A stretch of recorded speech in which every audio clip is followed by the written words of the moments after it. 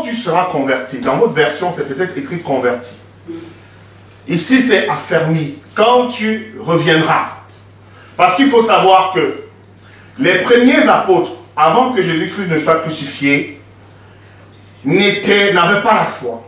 N'étaient vraiment pas convertis. Mais ils marchaient avec le Seigneur. Ils vivaient du Seigneur. Ils vivaient des miracles. Ils vivaient de plein de choses. En fait, leur vie change à la Pentecôte.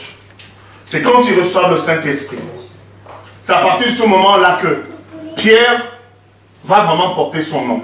Parce que quand Jésus dit, tu t'appelles Simon, maintenant tu vas t'appeler Pierre. Mais il va réellement porter le nom de Pierre. Sa nature va vraiment changer à la Pentecôte. Mais Pierre est le leader des 12. Et la Bible dit que Satan la réclame. Pierre était quelqu'un qui avait beaucoup de volonté. Il était prêt à tout. Quand vous lirez la suite, Seigneur, je te suivrai partout, tu iras même jusqu'à la mort. Et Jésus lui dit, avant que le corps ne chante, tu vas me régner 3 fois. Mais il était sincère. Il y a ce qu'on appelle le zèle de l'homme. Un enfant qui est plein de volonté. Un enfant qui veut plaire à ses parents. Un enfant qui est dévoué. Un enfant qui aime ses parents dans sa nature humaine. Mais quand des moments d'épreuve arrivent, l'enfant recule. C'est normal. Vous ne pouvez pas atteindre l'autre dimension si le Saint-Esprit ne vient pas vous aider. C'est là la différence. Entre un homme naturel qui aime, vous allez trouver des gens qui aiment, vous allez trouver des gens qui sont dévoués, vous allez trouver des gens qui veulent faire plein de choses, mais quand arrivent les moments difficiles, les personnes reculent. Vous avez persévéré avec moi dans mes épreuves, et de ce fait, moi, je vais disposer du royaume de Dieu pour vous, en votre faveur. Mais, est-ce que nous l'avons vu, ce royaume? Est-ce que nous savons où est ce royaume? La foi vient, ce qu'on entend vient de la parole de Dieu. Alors, la foi, c'est quelque chose de très complexe. C'est quelque chose de pas facile à mettre en pratique. Mais je vous avais expliqué une chose, il n'y a pas longtemps. Je vous avais dit que si tu ne sers pas un homme, si tu ne sais pas vivre avec les hommes, ou si tu ne sais pas servir les hommes, tu ne peux pas servir Dieu. En fait, pour comprendre le Seigneur, il faut comprendre d'abord qui est l'homme. Est-ce que vous me suivez? Pour exercer sa foi, il faut être dans les choses pratiques de la vie. Les choses simples. Parce que si tu n'arrives pas à faire des choses simples, si tu n'arrives pas à te commander toi-même, si tu n'arrives pas à te donner des ordres, est-ce que vous suivez? Si tu n'arrives pas à te donner des ordres à ta propre vie, quand il y aura des situations difficiles, tu ne pourras pas non plus donner des ordres. Est-ce que vous me suivez? Si tu ne peux pas te lever le matin, parce que c'est toi qui décides que je me lève le matin, je brosse les dents. Ce n'est pas l'histoire du Seigneur. Je vais vous expliquer. Dieu n'est pas ce qu'on pense. Parce qu'on a beaucoup spiritualisé Dieu. On a mis Dieu dans tout. On met Dieu dans tout. Ah oui, grâce à Dieu, gloire à Dieu, gloire à ceci. Et à force, tu ne prononceras pas le nom de ton Dieu en vain. À force de dire, gloire à Dieu, oh, qui plaise à Dieu, oh, le Seigneur, on n'a plus le sens des mots. C'est comme quelqu'un qui passe, on a dit, oh, je t'aime tellement, je t'aime. Et tu n'as plus le poids du mot. Ce que veut dire aimer. Et c'est pour ça que les gens vont te reprendre facilement, te diront, mais tu dis que tu m'aimes, regarde ce que tu fais. Parce que à force de prononcer le mot, à force de le dire, tu le bois, tu le manges, il n'a plus de sens, il n'a plus de valeur. Il faut rendre des choses de Dieu, il faut les donner de la valeur. Jésus veut dire que la parole de Dieu est sacrée. Est-ce que vous me suivez? La parole de Dieu est sacrée, elle a de la valeur. Il ne faut pas la gaspiller. Il ne faut pas l'exposer. La Bible que vous voyez, c'est la parole de Dieu. Mais les gens ne connaissent pas ce qu'ils tiennent dans les mains. La Bible que vous voyez, c'est le pouvoir. Tout est dedans. Mais pour la tenir, ne pas connaître la valeur. L'exercice de la foi. L'exercice de la foi commence par des choses qui sont du quotidien. Tu ne maîtrises pas ta vie, où il n'y a pas le Seigneur. Je vous le dis, Si tu penses que c'est parce que tu t'es réveillé le matin, c'est une grâce de Dieu. Mais le Seigneur a fait la même grâce à un païen qui ne prie même pas. Si pour toi c'est une différence, mais tu ne sais pas ce que tu fais. Puisque même les païens qui ne prient pas Dieu, qui blasphèment même le nom de Dieu vivent. Si pour toi c'est la nourriture, si c'est pour toi c'est le travail, si c'est pour toi la santé, les païens ont les mêmes choses. Jésus lui-même le dit, il dit que les païens aussi ont ces choses-là. L'exercice de la foi. Vas-y. Matthieu, verset 6. Oui, vas-y. Chapitre 8. Tu as quitté la page. Alors que Jésus entrait dans Capernaum, un officier romain l'aborda et le supplia en disant: Seigneur, mon serviteur est couché à la maison, atteint de paralysie, et il souffre beaucoup. Jésus lui dit: J'irai et je le guérirai. L'officier répondit: Seigneur, je ne suis pas digne que tu entres sous mon toit, mais dis seulement un mot et mon serviteur sera guéri. Voilà, tu t'arrêtes là. Donc, regardez, je vais vous montrer l'image de la chose. Vous ne verrez pas ça dans le monde. On fait que ça pour des gens qu'on aime. Ce type-là, c'est quelqu'un de très important. C'est comme un colonel ou un grand directeur de société. Mais qui a dans sa maison un serviteur qui est malade. Est-ce que vous connaissez plein de patrons qui vont voir leurs salariés au chevet quand ils sont malades? Vous connaissez? Non. Est-ce que vous connaissez plein de patrons qui ont entendu que son salarié qui l'aime, parce que c'est le serviteur qui l'aime? Est-ce que vous me suivez? Je vous amène dans cette dimension. C'est un serviteur, mais c'est un serviteur qui l'aime. Il va le visiter au chevet. Vous avez déjà vu ça. Il vient te visiter à la maison, tu es malade. Un directeur ne fait pas ce genre de choses. Un directeur n'intercède pas. Un directeur ne descend pas. Un directeur ne va pas dans la rue chercher les médecins par-ci par-là. Cet homme a entendu parler de Jésus. Et il s'est souvenu de son serviteur. Jésus dit: je dispose pour vous du royaume. Vous allez persévérer avec moi. Ça veut dire que je suis avec le Père. Tout ce que vous demandez, je vous l'accorde. Regarde ta situation et dis: est-ce que tu as un tel privilège auprès du Seigneur? Mais si tu dis: parce que je mange, parce que je me suis réveillé, parce que j'ai fait un voyage, il a marché, parce que j'ai fait ceci, cela, j'ai dit que même les païens ont ça. En effet, moi aussi, je suis un homme soumis à des supérieurs. J'ai des soldats sous mes ordres et je dis à l'un: pars. Et il part à un autre. Viens. Et il vient. Et à mon esclave: fais ceci. Et il le fait. Alléluia. Je ne veux pas que tu rentres chez moi. Je veux juste que tu me dis que tu n'es pas digne. J'ai au-dessus de moi des supérieurs. D'abord. Donc cet homme est dans une relation de service.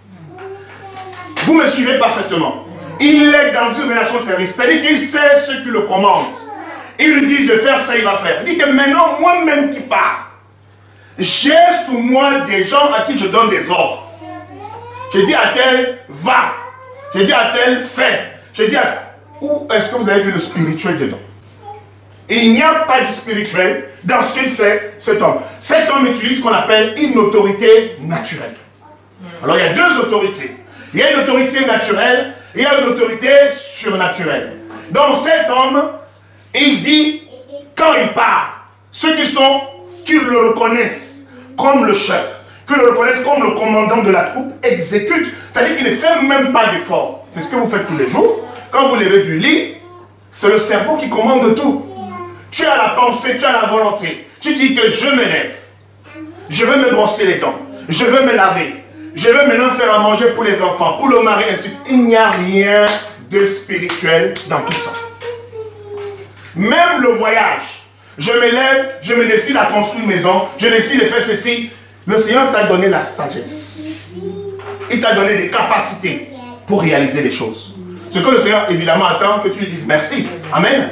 Amen. Mais tout ce que tu as fait, tu l'as réalisé en fonction de ce que Dieu a mis naturellement en toi. Il n'y a rien de spirituel. Il y a ce que tu es capable de faire en tant qu'homme.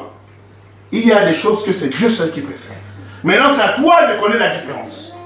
Est-ce que tu te dis que à cette situation, c'est Dieu qui peut agir? À partir de ce moment, j'ouvre les portes. Amen.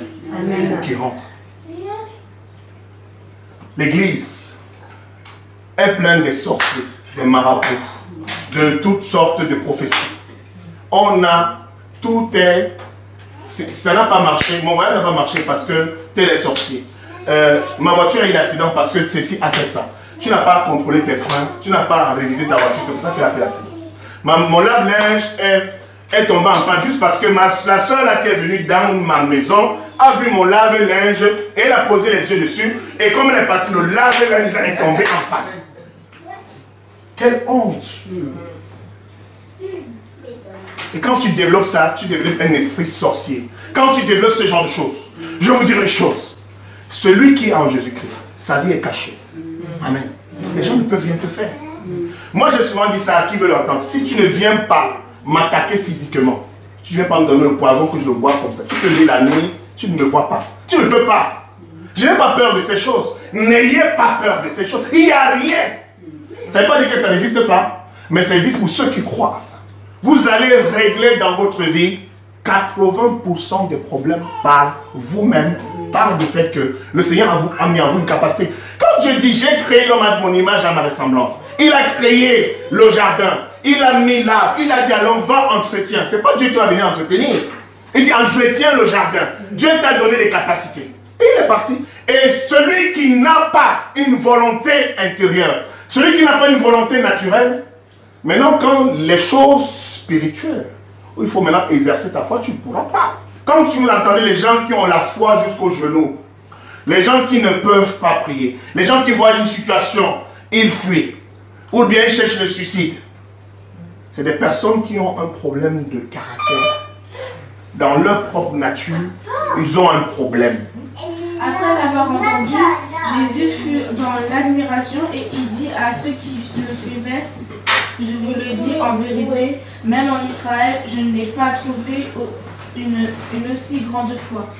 Or, je vous le déclare, beaucoup viendront de l'Est et de l'Ouest et seront à table avec Abraham, Isaac et Jacob dans le royaume des cieux.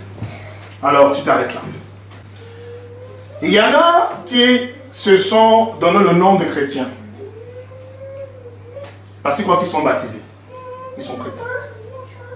Jésus dit, beaucoup viendront de l'extérieur. Ils seront assis à la table de Dieu. Et ceux qui sont les enfants d'Abraham, d'Isaac et Jacob. Alors ce sont des enfants qui sont de la lignée, de sang. Mais or, aujourd'hui, on n'est plus enfant de Dieu par la lignée de sang. On l'est devenu par l'esprit. Amen. Amen. Vous me suivez très bien. Et ce centenier, c'est un Romain. Il n'est même pas un juif. Il a exercé, il a rappelé à Jésus ce qu'il fait d'habitude. Est-ce que vous me suivez?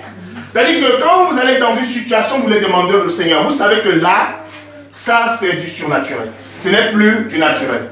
Parce que le naturel, on le règle dans le naturel. Le surnaturel se règle dans le surnaturel. Donc cet homme, il a vu son serviteur malade et tourmenté. Donc il était possédé d'un esprit, d'un mauvais esprit. Vous avez suivi?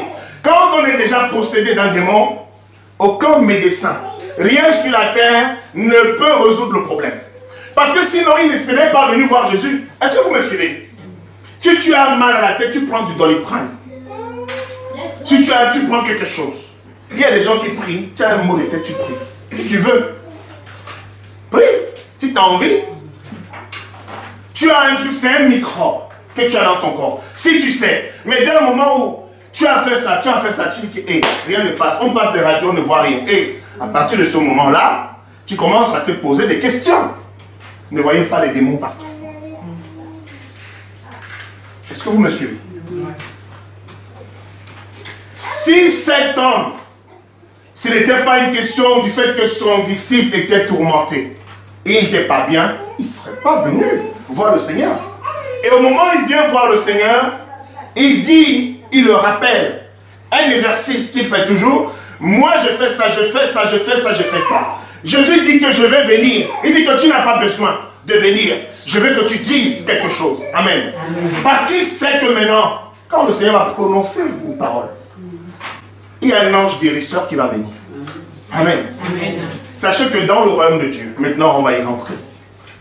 Le royaume de Dieu est semblable à celui de la terre. Il y a des médecins, il y a des anges médecins. Il y a des anges guerriers. Il y a des anges messagers. Je vous donne l'exemple d'un ange messager, Gabriel. Gabriel est un ange messager. C'est-à-dire que lui, il vient amener le message. On parle de lui dans l'Ancien Testament, on parle de lui dans le Nouveau Testament. Michael, qu'on appelle Michel, c'est un ange guerrier.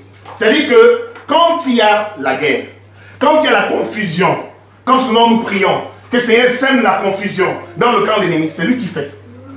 Et Michael a aussi d'autres anges. Il envoie, il sème la confusion. Vous avez dans le royaume de Dieu des anges guérisseurs qui viennent quand le Seigneur libère une parole. C'est un ange qui va exécuter. Vous avez compris? Mais le danger, le Seigneur nous a caché ces choses pour que nous ne tombions pas dans le culte des anges. Parce que dans l'église catholique, il y a ce qu'on appelle le culte des anges. Par exemple, Gabriel et Michael sont adorés, sont vénérés. La Bible dit que tout ce que vous demanderez à mon nom, au nom de Jésus, cela vous sera accordé. Amen. Amen. Il n'y a que le nom de Jésus que nous devons prier. Amen. Amen. Il n'y a que le nom de Jésus que nous devons invoquer. Parce que tu vas invoquer un ange, tu ne sais pas si c'est un démon qui va venir. Tu peux invoquer un ange, c'est un démon qui vient. On n'invoque pas un ange. On n'invoque pas la Sainte Vierge Marie. On invoque le nom du Seigneur Jésus. Amen. Amen. Alléluia. Est-ce que vous me suivez? Amen. Donc ici, l'exercice de la foi, c'est que cet homme, donc, il va dire à Jésus, moi je suis quelqu'un de naturel. Quand je dis, ça se fait. Maintenant, toi tu es quelqu'un de surnaturel. Tu n'as pas besoin de venir dans ma maison. Je veux que tu donnes une parole. Et que cela se fasse. Amen. Amen. Donc c'est à partir de ce moment, vous allez mettre le Seigneur à l'épreuve. Donc ça veut dire que tu vas dire au Seigneur, voilà comment est ma vie au quotidien. Est-ce que vous me suivez? Amen. Si tu ne dis pas au Seigneur, si tu as une situation, je ne sais pas, j'espère que l'Esprit du Seigneur te parle à l'instant où je parle, tu prends une situation dans ta vie que tu ne peux pas faire simplement. Ne mets pas le démon dessus. Et maintenant, quand tu vas arriver devant le Seigneur va dire, est-ce que toi-même dans ta vie, est-ce que tu fais ça? Donc, si tu n'arrives pas, tu vas rester là, tu vas te plaindre, tu vas prier. Il y a des gens qui jeûnent, ils jeûnent sur des situations. Ce sont des choses, pourtant, il suffit qu'ils disent que à partir d'aujourd'hui, c'est terminé. Vous avez vu? Parce que rien ne t'empêche de dire qu'à partir d'aujourd'hui, c'est terminé. J'arrête, je ne fais plus. Il faut que tu aies la volonté, la capacité, la force dans ta pensée, dans ce que Dieu a mis en toi. Amen. Amen. Et quand tu n'arrives pas, quand tu es dans l'exercice de la foi, quand tu n'arrives pas, le Seigneur vient agir. Amen. Amen. Ce centenier, il avait compris cela. Et il a dit au Seigneur, le Seigneur dit, je vais venir le guérir. Je ne vais pas dire, non. Tu ne rentres pas chez moi parce que je ne suis pas digne. Que tu rentres dans ma maison, dis juste une parole. Le Seigneur a créé le monde par la parole. Donc ce centenier sait qu'il a affaire à un fils de Dieu. Et le fils de Dieu, c'est celui qui parle. Jésus-Christ jamais n'a utilisé la force pour faire quelque chose. Jésus-Christ ne s'est jamais embrouillé. Tout ce que Jésus a fait, c'est la parole. Il parle, les choses se réalisent. Amen. Amen. La même chose. Il faut qu'on revienne des fils de Dieu parfaits à 100%. Amen. Amen. Et pour devenir un fils de Dieu, il faut déjà maîtriser l'exercice des choses de la vie. Si tu ne maîtrises pas l'exercice des choses de la vie, tu ne sais pas servir ton frère, tu ne sais pas aimer ton frère, comment tu peux servir Dieu? Tu appelles ton temps. Preview.